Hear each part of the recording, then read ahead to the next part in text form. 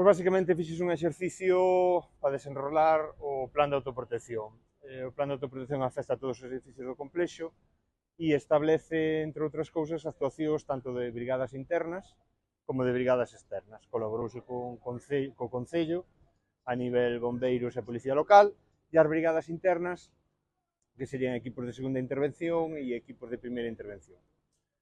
Vale, o objetivo destes exercicios é sacar conclusións. Sacar que cousas hai que mellorar, que cousas funcionan e, sobre todo, que cousas non funcionan, non?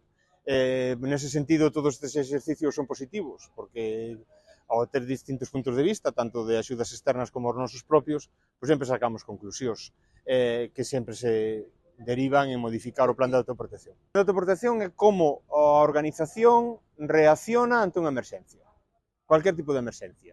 Unha inundación, un derrumbe, un terremoto, xa sean emergencias naturales, sea un incendio, unha emerxencia en xeral. Entonces, como a organización se vai enfrentar a esa emerxencia é o que establece este plan de autoprotección.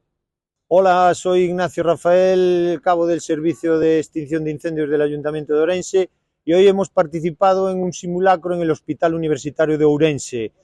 Nuestro trabajo ha consistido en la localización y extinción de un supuesto incendio en zona de cocinas. Bueno, hemos hecho nuestro trabajo como parte del plan de implantación del plan de autoprotección de este complejo hospitalario. O sea, el resultado ha sido correcto, digamos que el plan ha funcionado, que es lo más importante en este caso.